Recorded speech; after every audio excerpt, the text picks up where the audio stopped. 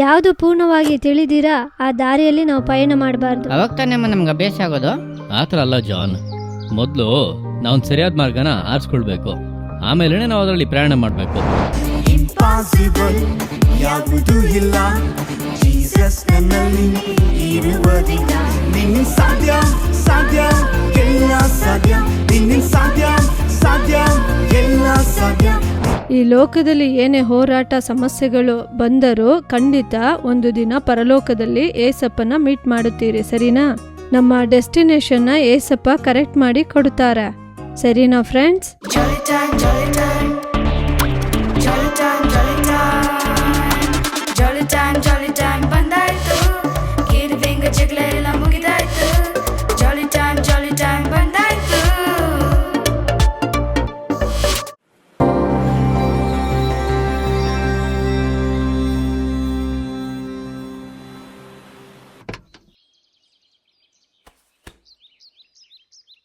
ಅಪ್ಪ ಇದನ್ನು ತೆಗ್ದು ಒಳಗಡೆ ಇಡಿ. ಅಲ್ವಾ, ಒಂದಿನ ಟೂರ್ಗೆ ಹೋಗೋಕ್ಕೆ ಯಾಕೆ ಇಷ್ಟೊಂದು ಲಗೇಜು? ಅಯ್ಯೋ ಅಪ್ಪ, ಜೋರಾಗಿ ಹೇಳ್ಬೇಡಿ, ಅಮ್ಮ ಕಿಚನ್ ಅಲ್ಲಿ ಇದ್ದಾರೆ, ಕೇಳ್ಬಿಡುತ್ತೆ ಅನ್ಸುತ್ತೆ. ನಾನು ಜೋರಾಗೇನು ಹೇಳೋದಿಲ್ಲ ಕಣ. ಹೌದು, ಇವರೆಲ್ಲ ಯಾರು? ಅಪ್ಪ ಇವರೆಲ್ಲ ನನ್ನ ಫ್ರೆಂಡ್ಸು. ಇರಿ ನಾನು ಹಾಯ್ ಹೇಳ್ಬರ್ತೀನಿ. ಹಾಯ್ ಫ್ರೆಂಡ್ಸ್, ನಿಮ್ಮೆಲ್ರೂ ಇವತ್ತು ಈ ಜಾಲಿ ಟೈಮಲ್ಲಿ ನೋಡೋದು ನಂಗೆ ತುಂಬಾ ಸಂತೋಷ. ಇವತ್ತು ನಾವು ಬೀಚಿಗೆ ಹೋಗ್ತೀವಿ, ನೀವೆಲ್ಲರೂ ನಮ್ಮ ಜೊತೆ ಬರ್ತೀರಾ? ಅಪ್ಪ ಎಲ್ಲೋ ಆರನ್ ಶಬ್ದ ಕೇಳ್ತಿದ್ಯಪ್ಪ. ಬಾ, ಏನು ಅಂತ ನೋಡ್ಕೊಂಬರೋಣ. ಯಾರು ಇದು? ಯಾರು ಆರೋ ನೋಡಿತಾ ನಾವು ಬೀಚಿಗೆ ಹೌದು, ನೀನ್ ಯಾಕೆ ಇಲ್ಲಿ ಕೂತಿದ್ಯಾ? ನೀನ್ ಕೆಳಗಡೆ ಹೇಳಿಕೆ ಆತಿ, ನಾನ್ ಗಾಡಿ ಓಡಿಸ್ತೀನಿ. ಇವತ್ತು ನಾನೇ ಗಾಡಿ ಓಡಿಸೋದು. ಹಾಗಂದ್ರೆ ನೀನ್ ಮಾತ್ರ ಕಾರಲ್ಲಿ ಹೋಗ್ಬಿಡು, ನಾವೆಲ್ಲ ಹಿಂದೆ ನಿಧಾನ ನಡ್ಕೊಂಡು ನಿನ್ ಹಿಂದೆ ಬೀಚಿಗೆ ಬಂದ್ಬಿಡ್ತೀವಿ. ಏನ್ ಜಾನ್, ನೀವು ಭಯ ಪಡ್ಬೇಡಿ, ನಾನು ಡ್ರೈವಿಂಗ್ ಅಲ್ಲಿ ಬ್ಲಾಕ್ ಬೆಲ್ಟ್ ತಗೊಂಡಿದ್ದೀನಿ. ಓಯ್, ಯಾರ ಹತ್ರ ನೀನ್ ಕತೆ ಹೊಡಿತಾ ಇದೀಯಾ? ಬ್ಲಾಕ್ ಬೆಲ್ಟ್ ನೆಲ್ಲ ಕೊಡೋದು ಕರಾಟೆಯಲ್ಲಿ. ಅಯ್ಯೋ ಹೌದಾ? ಓಕೆ ಭಯ ಪಡ್ಬೇಡಿ ಅತ್ತಿ, ನಾನು ಚೆನ್ನಾಗಿ ಓಡಿಸ್ತೀನಿ ಅತ್ತಿ. ಜಾನ್ ಬಾ. ಬನ್ನಿ ನಾವು ಬೀಚಿಗೆ ಹೋಗ್ತೀವಿ. ಜಾಲಿ ಜಾಲಿ ಜಾಲಿ. ಏನಂದ್ರೆ ಇದನ್ನು ಇದ್ರಲ್ಲೇ ಒಳಗಡೆ ನಮ್ಮ ಇದೆ. ದಾರಿಯಲ್ಲಿ ಹೊಟ್ಟೆ ಹಸಿಯುತ್ತಲ್ಲ, ಅದಕ್ಕೆ ಸ್ನಾಕ್ಸ್ ಇಟ್ಟಿದ್ದೀನಿ. ನಿನಗೆ ಯಾವಾಗ ನೋಡಿದ್ರು ತಿನ್ನೋದೇ ಕೆಲಸ ಆಗೋಯ್ತಲ್ಲ, ಹೊರಡೆ ಇಟ್ಬಿಡತ್ತು.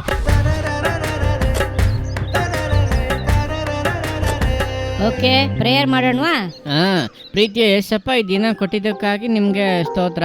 ಇವಾಗಲೂ ನಾವು ಬೀಚಿಗೆ ಹೋಗ್ತಿದೀವಿ, ಈ ದಿನವನ್ನು ನಮ್ಗೆ ಆಶೀರ್ವದಿಸಿ ಕೊಡಿ. ಯೇಸುವಿನ ನಾಮದಲ್ಲಿ ಪ್ರಾರ್ಥಿಸುತ್ತೇವೆ ನಮ್ಮ ತಂದೆ, ಆಮೇನ್. ಆಮೇನ್. ಸರಿ, ಗಟ್ಟಿ.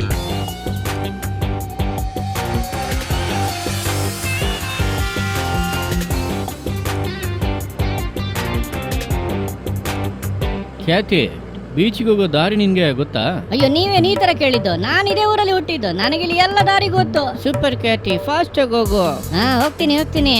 ಸರಿ, ಗಾಡಿ ಬ್ರೇಕ್ ಎಲ್ಲಿದೆ? ಇವತ್ ನಾವು ಹೋದಂಗೆ. ಹೋಗೋಣ.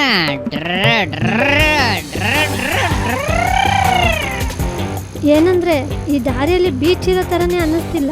ಇದೆ ಅಮ್ಮ, ಶಾರ್ಟ್ ಕಟ್. ಖ್ಯಾತಿ, ಮುಂದೆ ಸ್ಪೀಡ್ ಬ್ರೇಕರ್ ಇದೆ, ನೋಡ್ಕೊಂಡು ಹೋಗು.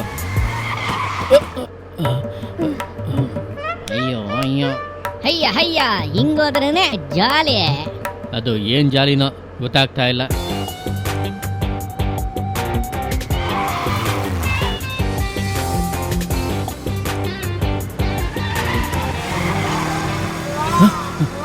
ಅಯ್ಯೋ, ಇದೊಳ್ಳೆ ಕಥೆ ಆಯ್ತು ನಿನ್ ಜೊತೆ ಬಂದ್ಬಿಟ್ಟು. ಖ್ಯಾತಿ, ಮುಂದೆ ದೊಡ್ಡ ಹಳ್ಳ ಇದೆ, ಬ್ರೇಕ್ ಹಾಕು. ಎಲ್ಲಿ? ನಾನು ಅವಾಗಿಂದ ಬ್ರೇಕಿಗೆ ಹುಡುಕ್ತಾ ಇದ್ದೀನಿ, ಅದು ಎಲ್ಲಿದೆಯೋ ಕಾಣ್ತಾನೆ ಇಲ್ಲ.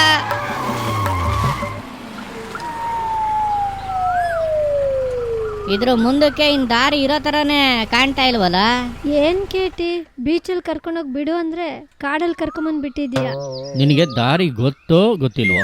ಗೊತ್ತು, ಆದ್ರೆ ಮರ್ತೋಗ್ಬಿಟ್ಟಿದೆ. ಮತ್ತೆ ಯಾಕೆ ಈ ದಾರಿಲಿ ಬಂದೆ? ನೋಡಕ್ಕೆ ಈ ರೋಡೆ ತುಂಬಾನೇ ಈಜಿಯಾಗಿತ್ತು. ಖ್ಯಾತಿ, ಈಸಿಯಾಗ ಇತ್ತು. ಇವಾಗ ಎಷ್ಟೊಂದು ಟೆಕ್ನಾಲಜಿ ಎಲ್ಲ ಇದೆ, ಗೂಗಲ್ ಮ್ಯಾಪ್ ಇತ್ತಲ್ವಾ, ನೀನ್ ಅದನ್ನ ಯೂಸ್ ಮಾಡ್ಬೋದಾಯ್ತಲ್ವಾ? ಏನಂದ್ರೆ ಅಲ್ಲೊಬ್ರು ಬರ್ತಾ ಇದಾರೆ ನೋಡಿ, ಅವ್ರ ಹತ್ರ ಹೋಗಿ ಬೀಚ್ಗೆ ಹೋಗೋ ದಾರಿನ ಕೇಳಿ. ಸರಿಮ್ಮ. ಸರ್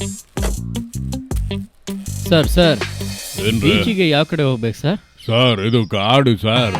ಹಂಗೆ ನೀವು ವಾಪಸ್ ಹೋಗಿ, ಹಂಗೆ ಲೆಫ್ಟ್ ಹೋಗಿ, ಹಂಗೆ ರೈಟ್ ಹೋಗಿ ಹಂಗೆ ಸ್ಟ್ರೈಟ್ ಆಗಿ ಹೋದ್ರೆ ದೊಡ್ಡದೊಂದು ಸೇತುವೆ ಸಿಗುತ್ತೆ. ಆ ಸೇತುವೆ ದಾಟಿದ ತಕ್ಷಣ ಕಣ್ಣೆತ್ತಿರೋ ಸಾಕು ಬೀಚ್ ಕಾಣುತ್ತೆ. ಥ್ಯಾಂಕ್ ಯು ಸರಿ, ತುಂಬಾ ಹೋಗ್ ಥ್ಯಾಂಕ್ಸ್. ಓಕೆ.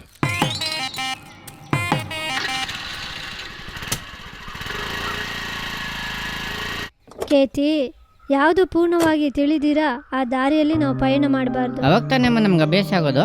ಆ ಥರ ಅಲ್ಲ ಜಾನ್, ಮೊದಲು ನಾವು ಸರಿಯಾದ ಮಾರ್ಗನ ಆರಿಸ್ಕೊಳ್ಬೇಕು, ಆಮೇಲೆ ನಾವು ಅದರಲ್ಲಿ ಪ್ರಯಾಣ ಮಾಡಬೇಕು. ಬೈಬಲ್ ಹೇಳುತ್ತೆ, ಮನುಷ್ಯನ ದೃಷ್ಟಿಗೆ ಸರಳವೆಂದು ತೋರುವಂತ ಅನೇಕ ಮಾರ್ಗಗಳಿವೆ, ಆದರೆ ಅದರ ಅಂತ್ಯ ಮರಣವಾಗಿದೆ. ಓ ಆ ಥರನಾ? ಹಾಗಾದ್ರೆ ಸರಿಯಾದ ಮಾರ್ಗನ ಯಾವ ಥರ ಅಪ್ಪ ಕಂಡಿಡ್ಕೊಳ್ಳೋದು? ಅದನ್ನು ನಾವೊಂದು ವಿಡಿಯೋದಲ್ಲಿ ನೋಡೋಣ.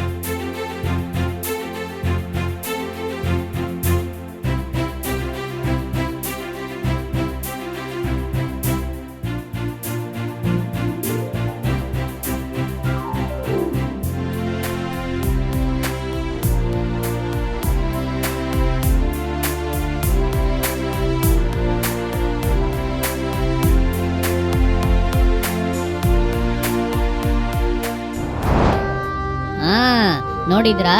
ಹಾ, ಭೂಮಿಲಿ ನಾವು ಸರಿಯಾದ ದಾರಿಲಿ ಹೋಗ್ತಾ ಇದೀವ ಅಂತ ಕಂಡುಹಿಡಿಯಕ್ಕೆ ಎಷ್ಟೋ ಮಾರ್ಗಗಳಿದೆ, ಎಚ್ಚರಿಕೆ ಬೋರ್ಡ್ಗಳು ಇದೆ. ಅದೇ ಪ್ರಕಾರ ಬೈಬಲ್ಲು ನಮಗೆ ಪರಲೋಕಕ್ಕೆ ಹೋಗೋಕ್ಕೆ ಸರಿಯಾದ ಮಾರ್ಗ ತೋರಿಸುತ್ತೆ.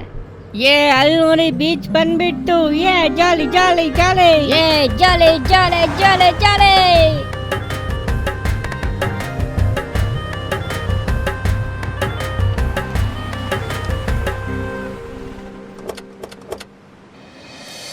ಬೀಚ್ ಬಂದ್ಬಿಟ್ಟು ಜಾಲಿ ಜಾಲಿ ಜಾಲಿ ಜಾಲಿ ಜಾಲಿ ಜಾಲಿನೇ. ಜಾಲಿ ಜಾಲಿ ಜಾಲಿ ಬನ್ನಿ. ಅಯ್ಯಯ್ಯೋ, ಎಷ್ಟು ದೊಡ್ಡ ನದಿ. ಅಯ್ಯೋ, ನದಿ ಅಲ್ಲ, ಸಮುದ್ರ. ಓಕೆ ಜಾನ್, ನಾವು ಓಡಿ ಎಲ್ಲ ಕಡೆ ಆಟ ಆಡೋಣ.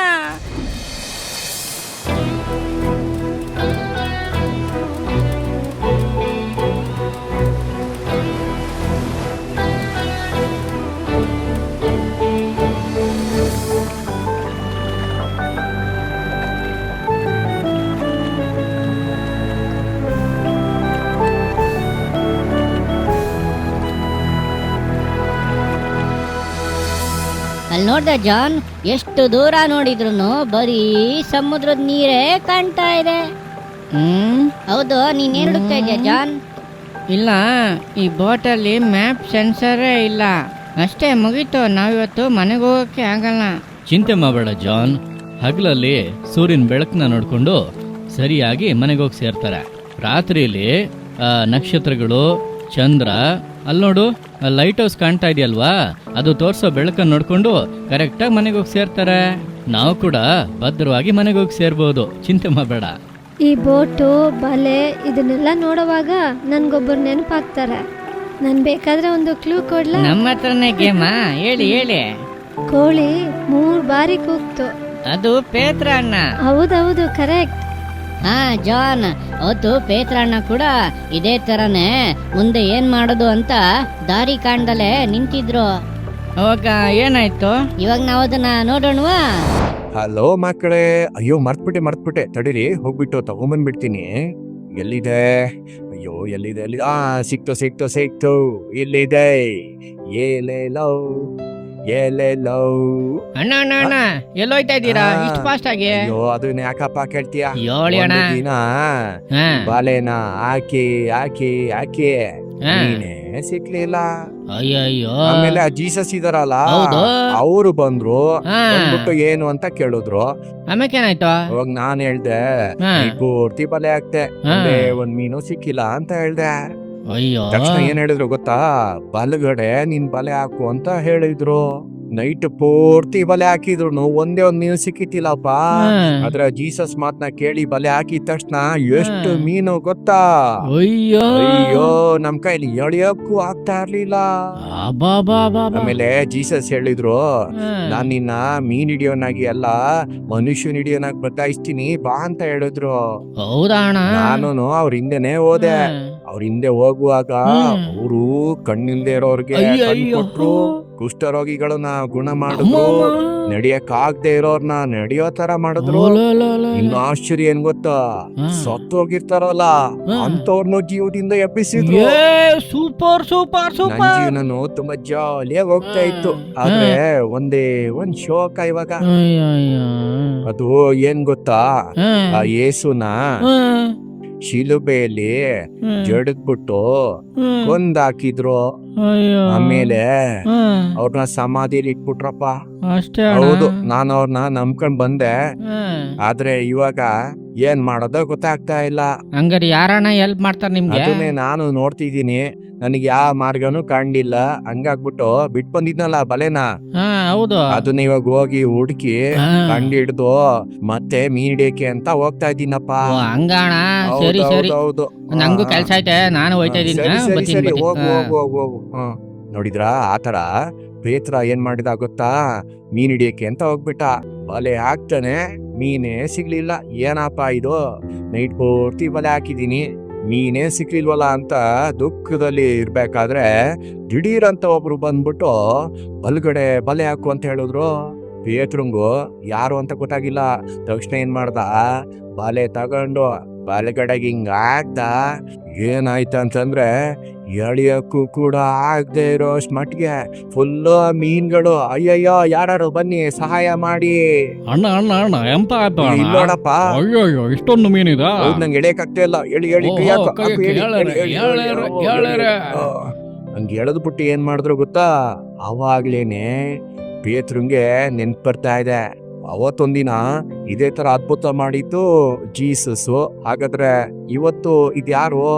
ಯೇಸುನೆ ಅಂತ ತಿಳ್ಕೊಂಡ. ಅವಾಗ ಅಯ್ಯಯ್ಯೋ ಅಂತ ಭಯ ಪಡ್ಕೊಂಡು ನಿಂತ್ಕೊಂಡ. ಅವಾಗ ಜೀಸಸ್ ಹೇಳಿದ್ರು, ನೀನು ನನ್ನ ಪ್ರೀತಿಸ್ತೀಯಾ ಅಂತ ಕೇಳಿದ್ರು.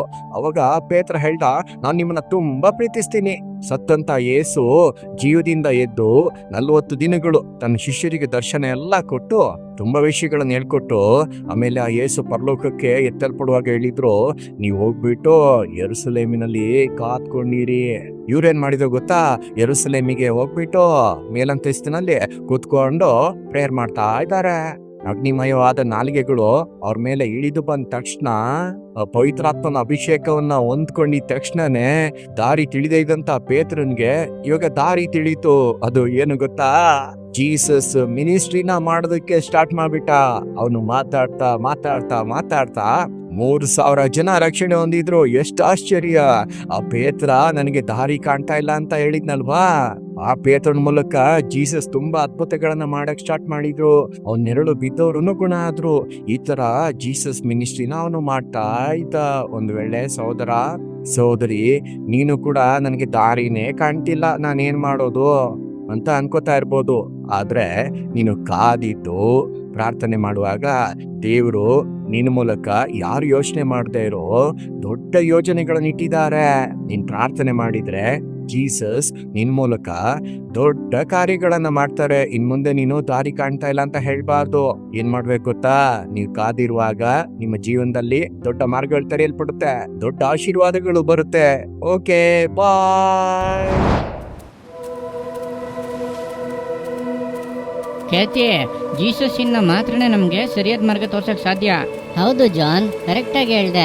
ನಮಗೂ ಇದೇ ತರ ದಾರಿ ತೋರ್ದಲ್ಲೇ ಇರುವಾಗ ಜೀಸಸ್ ಹತ್ರ ಪ್ರೇಯರ್ ಮಾಡಿದ್ರೆ ಜೀಸಸ್ ಬೈಬಲ್ ವಾಕ್ಯಗಳ ಮೂಲಕ ನಮ್ಮನ್ನ ಮುಂದೆ ನಡೆಸ್ತಾನೆ ಇರ್ತಾರೆ. ನಾನು ಹೇಳಿದ್ದೆಲ್ಲ ನಿಮ್ಗೆ ಅರ್ಥ ಆಯ್ತಲ್ಲೋ ಜಾನ್? ಯೇ ಯೇ.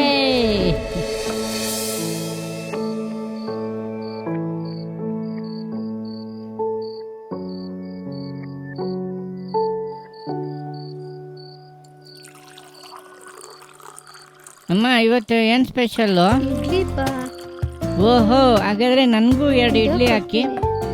ಅಯ್ಯಯ್ಯ, ಅದೇ ಇಡ್ಲಿನಾ?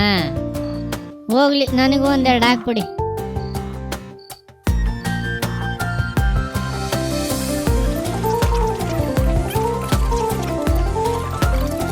ಖ್ಯಾತಿ, ಪ್ರಾರ್ಥನೆ ಮಾಡು. ಪ್ರೀತಿಯುಳ್ಳ ಯೇಸಪ್ಪ, ಈ ಆಹಾರ ಕೊಟ್ಟಿದ್ದಕ್ಕಾಗಿ ನಿಮಗೆ ತುಂಬಾ ವಂದನೆ. ಆಹಾರ ಇಲ್ಲದೆ ಇರೋರನ್ನ ನಾವು ಈ ಸಮಯದಲ್ಲಿ ನೆನಪಿಸ್ಕೋತೀವಿ. ಅವರನ್ನು ಕೂಡ ನೀವು ಪೋಷಿಸಿ, ನಾವು ನಮ್ಮ ಕೈಲಾದಷ್ಟು ಮತ್ತೊಬ್ಬರಿಗೆ ಸಹಾಯ ಮಾಡಬೇಕು. ಈ ಆಹಾರಕ್ಕಾಗಿ ನಿಮಗೆ ಸ್ತೋತ್ರ ಮಾಡ್ತೀವಿ, ಯೇಸುವಿನ ನಾಮದಲ್ಲಿ, ಆಮೇನ್.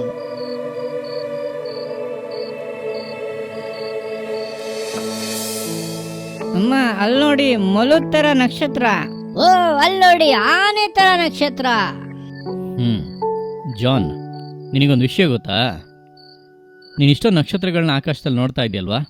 ಈ ಒಂದೊಂದು ನಕ್ಷತ್ರಗಳಿಗೂ ದೇವರು ಒಂದೊಂದು ಹೆಸರುಗಳನ್ನ ಇಟ್ಟಿದ್ದಾರೆ. ನನಗೆ ಗೊತ್ತಿಲ್ವಲ್ಲ.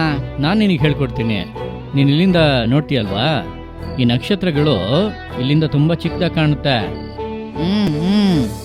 ಆದ್ರೆ ಒಂದೊಂದು ನಕ್ಷತ್ರಗಳು ನಾವಿರುವಂತ ಈ ಭೂಮಿಗಿಂತನೂ ಎಷ್ಟೋ ಪಟ್ಟು ದೊಡ್ಡದಾಗಿದೆ.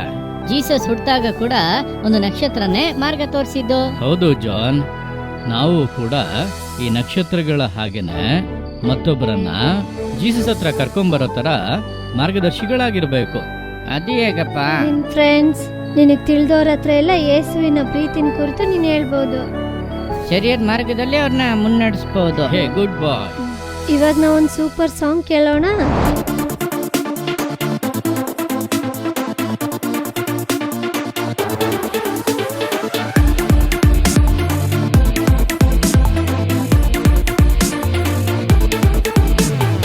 ಇಂಪಾಸಿಬಲ್ ಯಾವುದು ಇಲ್ಲ, ಜೀಸಸ್ ನನ್ನಲ್ಲಿ ಇರುವುದರಿಂದ.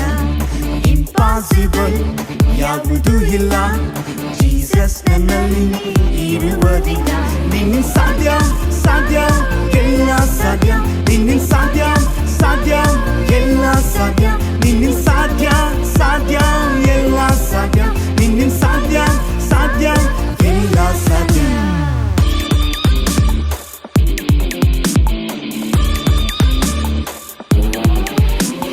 ಸಿನ್ನೆಲ್ಲ ಕ್ಷಮಿಸಲು ನಿನ್ನಿಂದ ಸಾಧ್ಯ ಸಿಕ್ಕೆಲ್ಲ ಗುಣಪಡಿಸ ನಿನ್ನಿಂದ ಸಾಧ್ಯ ಸಿನ್ನೆಲ್ಲ ಕ್ಷಮಿಸಲು ನಿನ್ನಿಂದ ಸಾಧ್ಯ ಸಿಕ್ಕೆಲ್ಲ ಗುಣಪಡಿಸ ನಿನ್ನಿಂದ ಸಾಧ್ಯ ನಿಮ್ಮಿಂದ ಸಾಧ್ಯ ಸಾಧ್ಯ ಎಲ್ಲ ಸಾಧ್ಯ ನಿಮ್ಮಿಂದ ಸಾಧ್ಯ ಸಾಧ್ಯ ಎಲ್ಲ ಸಾಧ್ಯ ನಿಮ್ಮಿಂದ ಸಾಧ್ಯ ಸಾಧ್ಯ ಎಲ್ಲ ಸಾಧ್ಯ ನಿಮ್ಮಿಂದ ಸಾಧ್ಯ ಸಾಧ್ಯ ಎಲ್ಲ ಸಾಧ್ಯ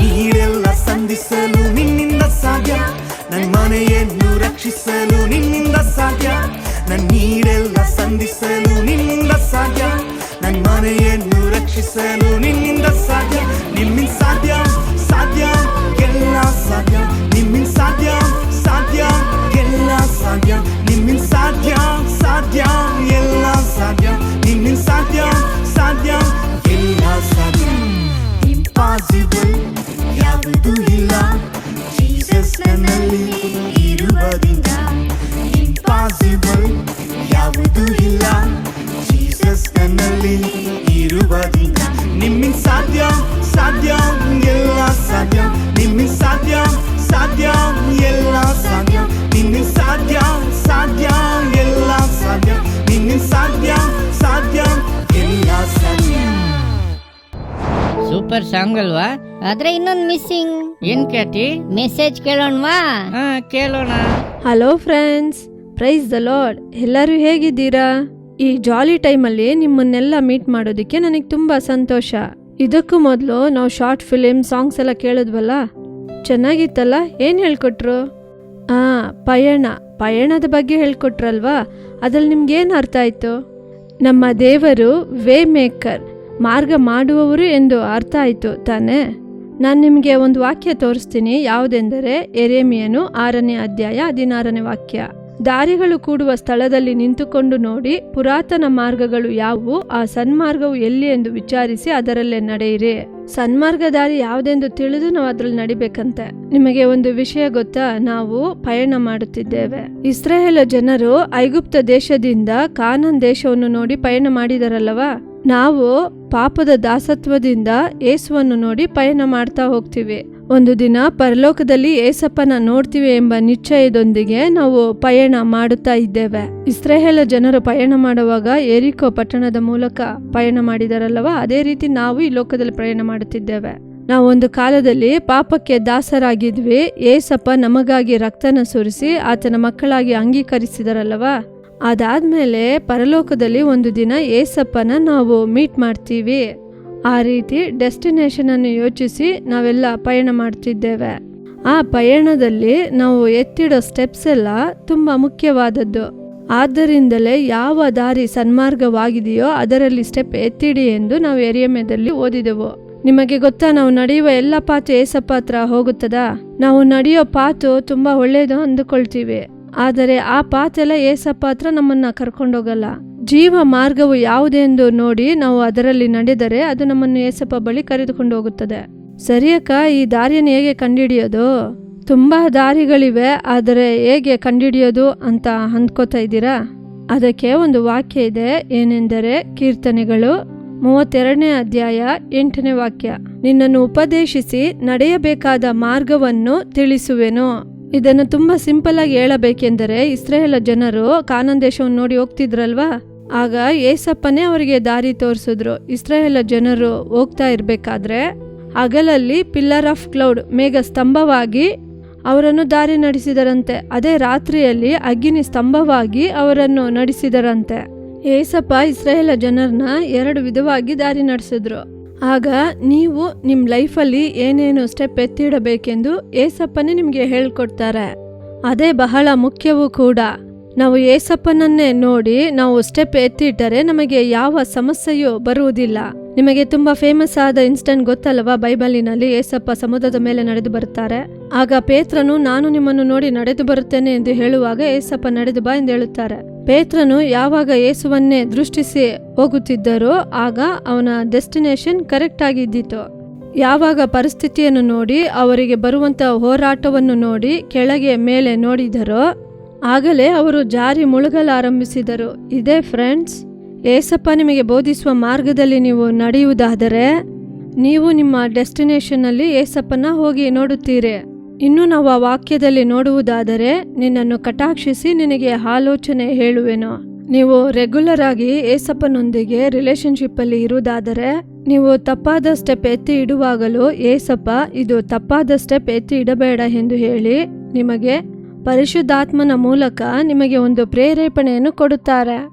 ಏಸಪ್ಪ ಯಾವುದು ಕರೆಕ್ಟ್ ಎಂದು ಹೇಳುತ್ತಾರೋ ಆ ಸ್ಟೆಪ್ಪನ್ನು ನೀವು ತೆಗೆದು ಇಟ್ಟರೆ ನೀವು ಒಂದು ದಿನ ಖಂಡಿತ ಏಸಪ್ಪನನ್ನು ಮೀಟ್ ಮಾಡುತ್ತೀರಿ. ಈ ಲೋಕದಲ್ಲಿ ಏನೇ ಹೋರಾಟ ಸಮಸ್ಯೆಗಳು ಬಂದರೂ ಖಂಡಿತ ಒಂದು ದಿನ ಪರಲೋಕದಲ್ಲಿ ಏಸಪ್ಪನ ಮೀಟ್ ಮಾಡುತ್ತೀರಿ. ಸರಿನಾ? ನಮ್ಮ ಡೆಸ್ಟಿನೇಷನ್ನ ಏಸಪ್ಪ ಕರೆಕ್ಟ್ ಮಾಡಿ ಕೊಡುತ್ತಾರೆ. ಸರಿನಾ ಫ್ರೆಂಡ್ಸ್, ನೀವು ಇದೆಲ್ಲ ನನಗೆ ರೆಗ್ಯುಲರ್ ಆಗಿ ಗೊತ್ತಾಗುತ್ತೆ, ಆದರೆ ಯಾವುದು ಏಸಪ್ಪ ತೋರಿಸುವಂಥ ಸ್ಟೆಪ್ ಎಂದು ನೀವು ಯೋಚಿಸುತ್ತಾ ಇದ್ದೀರಾ? ಅದಕ್ಕೆ ನಾವು ರೆಗ್ಯುಲರ್ ಆಗಿ ಬೈಬಲ್ ಓದಬೇಕು, ಪ್ರಾರ್ಥಿಸಬೇಕು. ನೀವು ರೆಗ್ಯುಲರ್ ಆಗಿ ಬೈಬಲ್ ಓದಿ ಪ್ರಾರ್ಥಿಸುತ್ತಿದ್ದರೆ ಏಸಪ್ಪ ನಿಮಗೆ ಒಂದು ವೇ ಮೇಕರ್ ಆಗಿ, ಅಂದರೆ ಮಾರ್ಗ ಮಾಡುವವರಾಗಿ, ನಿಮ್ಮ ಜೀವನದಲ್ಲಿ ಸಕ್ಸಸ್ಫುಲ್ ಆಗಿ, ಏಸಪ್ಪನಿಗಾಗಿ ಒಂದು ಒಳ್ಳೆ ಯುದ್ಧ ವೀರನಾಗಿ, ಏಸಪ್ಪನಿಗಾಗಿ ಚೆನ್ನಾಗಿ ಪ್ರಕಾಶಿಸುವಂತಹ ಒಂದು ಪಾತ್ರೆಯಾಗಿ ನಿಮ್ಮ ಬಾಳನ್ನು ಕರೆಕ್ಟಾಗಿ ಡೆಸ್ಟಿನೇಷನ್ಗೆ ಸೇರಿಸುತ್ತಾರೆ. ಸರಿನಾ? ಸರಿ ಫ್ರೆಂಡ್ಸ್, ಈಗ ಪ್ರಾರ್ಥನೆ ಮಾಡೋಣ. ಎಲ್ಲ ಕಣ್ಮುಚ್ಚಿರಿ. ಪ್ರೀತಿಯುಳ್ಳ ಏಸಪ್ಪ, ಈ ದಿನ ನಮಗೆ ಪಯಣವನ್ನು ಕುರಿತು ಹೇಳಿಕೊಟ್ಟಿದ್ದಕ್ಕಾಗಿ ಸ್ತೋತ್ರ. ನಮ್ಮ ಪಯಣ ನಿಮ್ಮ ಕಡೆಗೆ ಬರಬೇಕೆಂದು ನೀವು ತಿಳಿಸಿಕೊಟ್ಟಿದ್ದಕ್ಕಾಗಿ ವಂದನೆ. ಅಪ್ಪ ಯೇಸುವೆ, ನಮ್ಮ ಪಯಣವನ್ನು ಸಕ್ಸಸ್ಫುಲ್ ಆಗಿ ಮುಗಿಸಲು ನಮಗೆ ಕೃಪೆ ಮಾಡಿರಿ. ನಾವು ರೆಗ್ಯುಲರ್ ಆಗಿ ಸತ್ಯವೇದವನ್ನು ಓದಲು, ರೆಗ್ಯುಲರ್ ಆಗಿ ಪ್ರಾರ್ಥನೆ ಮಾಡಲು, ನಿಮ್ಮ ಚಿತ್ತದ ಹಾದಿಯಲ್ಲಿ ನಡೆಯಲು ನಮಗೆ ಕೃಪೆ ಮಾಡಿ, ನೀವು ನಮಗೆ ನೇಮಿಸಿರುವ ಹಾದಿಯಲ್ಲಿ ನಾವು ಹೋಗಲು ನಮಗೆ ತಾಳ್ಮೆಯನ್ನು ಕೊಡಿರಿ. ನಮಗೆ ನೀವು ಕೊಟ್ಟಿರುವ ಡೆಸ್ಟಿನೇಷನನ್ನು ತಲುಪಲು ನಮಗೆ ನೀವು ಕೃಪೆ ಮಾಡಿರಿ. ಏಸಪ್ಪ, ನೀವು ನಿಮ್ಮ ಪವಿತ್ರಾತ್ಮದ ಮೂಲಕ ಮಕ್ಕಳಿಗೆ ಗೈಡೆನ್ಸನ್ನು ಕೊಡುವುದಕ್ಕಾಗಿ ವಂದನೆ.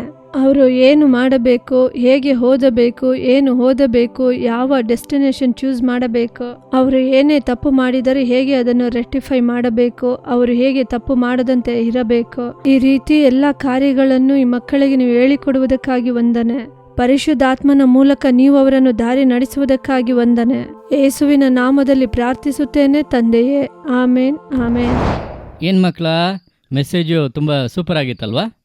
ಇವತ್ತು ಮಾರ್ಗದ ಬಗ್ಗೆ ತುಂಬ ವಿಷಯಗಳನ್ನು ಕಲ್ತ್ಕೊಂಡ್ರಿ. ನೀವುಗಳು ಕೂಡ ಇದನ್ನು ಫಾಲೋ ಮಾಡಿ ಅಂತ ಅಷ್ಟು ಮಾತ್ರ ಅಲ್ಲ, ಬೇರೆಯವ್ರನ್ನೂ ಕೂಡ ಏಸಪ್ಪನ ಹತ್ರ ಕರ್ಕೊಂಬರೋ ಥರ ಮಾರ್ಗದರ್ಶಿಯಾಗಿ ಬದಲಾಗಬೇಕು. ಓಕೆನಾ friends? Bye.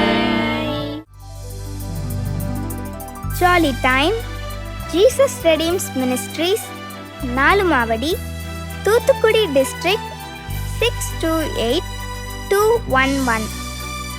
For 24 hours prayer support, call 08035454545. God bless you.